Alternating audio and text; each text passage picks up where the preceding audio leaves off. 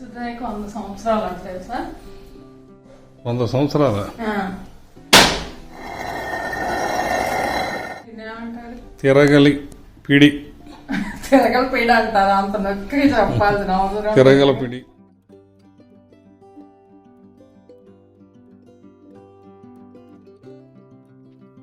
Hi అండి, నమస్తే. Savitri cooks స్వాగతం. నేను ఈరోజు మీకు చూపిస్తున్న వంట అసలు సిసలైన పాత పద్ధతిలో నేతి సున్నుండలు. నోట్లో వేసుకుంటే కరిగిపోవాల్సిందే. ఒక్కసారి తిన్నారంటే మరి అస్సలు వదిలిపెట్టరు. మరి ఎలా చేస్తానో చేసి చూపిస్తాను. మీరు కూడా చూసి తప్పకుండా ట్రై చేయండి.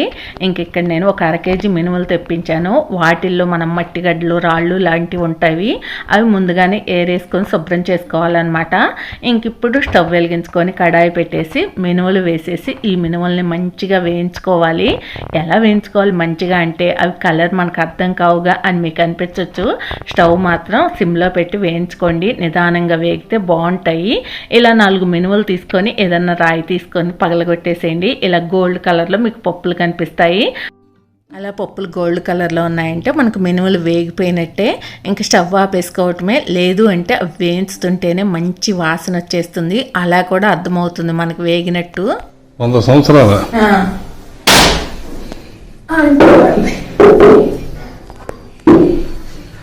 ఇప్పుడు ఇలాంటి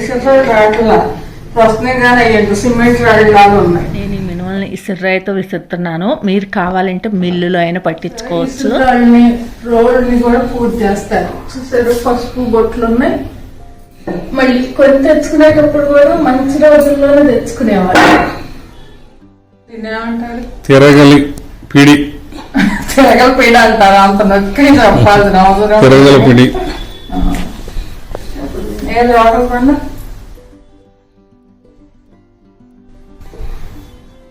ఇక్కడ హాల్లో విసురుదామని వేసుకున్నాను. కాకపోతే బండలు జారిపోతున్నట్టు అనిపిస్తున్నాయి. అందుకే ఇంక మళ్ళీ బయట టైల్స్ మీద వేసుకున్నాను.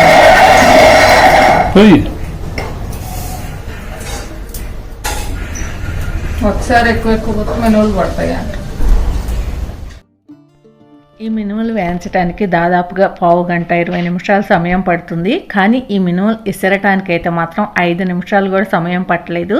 కాకపోతే అందరి దగ్గర ఇసురాయి ఉండదు, విసరటము చేత కాదు. మీరు మిల్లులో అయినా పట్టించేసుకోండి. ఇక్కడ ఈ మినుములన్నీ కూడా నేను ఇలా ఇసిరాను. కానీ ఈ పద్ధతిలో మనం మినపసున్ని చేసుకుంటే ఎంత మంచి టేస్ట్గా ఉంటుందో నాకు తిన్న తర్వాతే అర్థమైంది. ఇంత తేడా ఉంటుందా అని. మనం మినపగుండ్లతో మినపప్పుతోటి చేసుకుంటాం కానీ ఈ టేస్ట్ వేరే.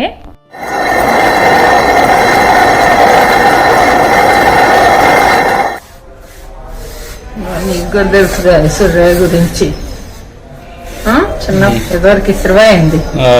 ఇప్పుడు తప్పించుకుంటున్నావా? అయినా అన్ని పప్పులు అయిపోయి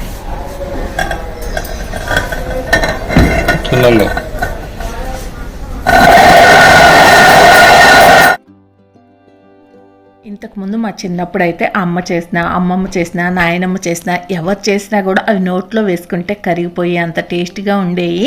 మనం చేసుకుంటుంటే అంత టేస్ట్ రావట్లేదు ఏంటి అని నాకు అనిపిస్తూ ఉండేది. మా అమ్మని అడిగాను ఒకసారి, ఎదవరికి మినపసున్ని ఎలా చేసేవాళ్ళమ్మ అని. అప్పుడు మా అమ్మ చెప్పిందనమాట, ఇలా ఇసుర్రాయితోటి ఇసిరేవాళ్ళు. తర్వాత పిండి కూడా మళ్ళీ మినపసున్ని కూడా ఇలా ఇసుర్రాయితోటే విసిరి చేసేవాళ్ళంట. అప్పుడు అందుకే ఇంత టేస్ట్గా ఉండేది. పైగా మినుములతో చేయటం కదా ఇంకా బాగుంటుందన్నమాట. ఇక్కడ మనకు పప్పు విసురుకోవటం అయిపోయింది. ఈ పప్పు విసరటం గురించి నేను పెద్దగా చెప్పట్లేదు. ఎందుకంటే చాలా వరకు అందరూ కూడా బయట మిల్లుల దగ్గరే పట్టించుకుంటారని నాకు తెలుసు. ఇక్కడ రోట్లో వేసుకొని ఒకసారి జార్ తొక్కాలన్నమాట. ఎక్కడన్నా కొద్ది గొప్ప ఓడకుండా ఉన్న పొట్టు కూడా మనం ఇలా రోట్లో వేసి తొక్కటం వల్ల ఆ పొట్టు అంతా కూడా శుభ్రంగా ఊడిపోతుందన్నమాట. ఈ పప్పును అంతా కూడా ఒకసారి మనం చెరిగేసుకోవాలి. ఎవరైనా పిల్లలు సన్నగా ఉన్నారు, వాళ్ళని లావు చేయాలి అంటే మాత్రం ఈ పద్ధతిలో సున్నుండలు చేసి పెట్టేసేయండి.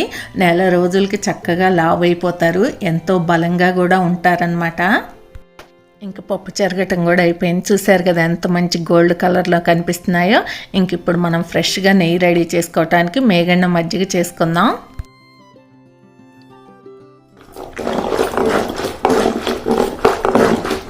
ఇలా ఫ్రెష్గా వెన్న తీసుకొని దాన్ని కరగబెట్టి నెయ్యి చేసుకొని దాంతో సున్నుండలు చేసుకుంటే ఎంత బాగుంటాయో కదా.